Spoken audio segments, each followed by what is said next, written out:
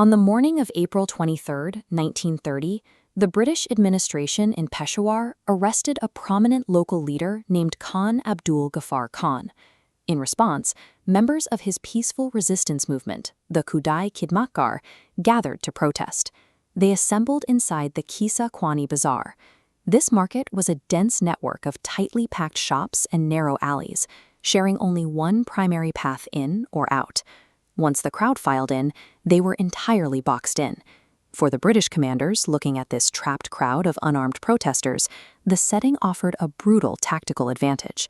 They had successfully committed a mass slaughter in an enclosed space like this 11 years prior at Jallianwala Bagh, and the armed forces on the ground were fully prepared to repeat the strategy here.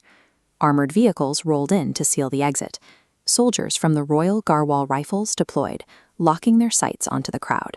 Looking over the ranks, the British commanding officer, Captain Rickett, barked his order, "Open fire," but the rifles stayed quiet. Instead, the Garbali platoon commander, Veer Chandra Singh, yelled a counter-command, "Cease fire." Stunned, Captain Rickett glared at his subordinate and screamed the order a second time. Chandra Singh held his ground, telling Rickett directly that his men were of the Garhwal regiment and they do not shoot unarmed people. A colonial empire maintains control over massive populations by using local enforcers who obey orders without question. When Chandra Singh lowered his weapon, he severed that mechanical link. He showed the British that their ultimate tool of control, the Indian soldier, could no longer be weaponized against the Indian citizen. To understand how a soldier reaches the point of ultimate insubordination, we have to look at his origins. Born into an uneducated farming family in the Garhwal Mountains of Uttarakhand, Chandra Singh grew up exceptionally strong. Locals referred to him as a bod, a regional term reserved for men possessing immense physical power and natural grit. That grit showed up early. When Chandra Singh was 13, a British deputy commissioner's wife felt insulted by a local while visiting their area. In retaliation, the commissioner ordered every man in Chandra's village to march for days to a distant court, threatening the entire community with severe penalties. Villagers consulted a local mystic who gave them a pouch of magic ash, claiming that if it touched the official's head, his mind would change. No adult dared approach the judge, but young Chandra Singh snuck through the packed courtroom and dumped the ash right onto the commissioner's head. Surprisingly, the bewildered judge let the village off with a minor 5-rupee fine.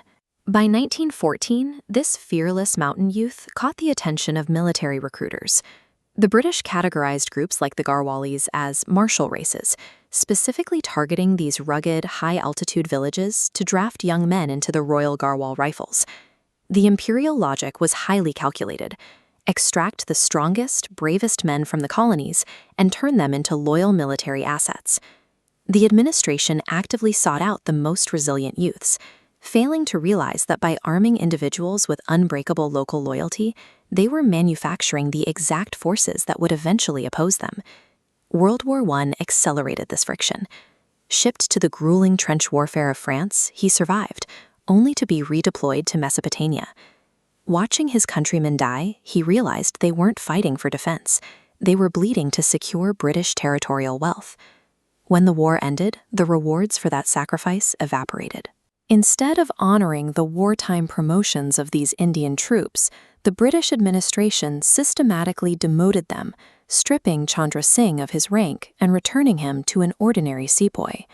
Disillusioned, he spent his leave engaging with activists and absorbing the rapidly spreading influence of Mahatma Gandhi, exploring the concept of a sovereign India. He studied global political movements, looking closely at figures like Vladimir Lenin to understand how massive imperial structures could be dismantled from the inside out. Which brings us back to Kisa Kwani Bazaar. By the time Captain Rickett ordered him to pull the trigger on his own people, Chandra Singh had spent 16 years experiencing the reality of the British Empire. He had watched Indian lives spent as cheap currency across 3 continents, and he decided the exchange rate had finally dropped to 0.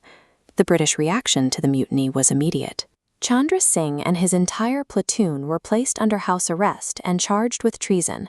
The colonial court moved aggressively to make an example of him. They confiscated his property.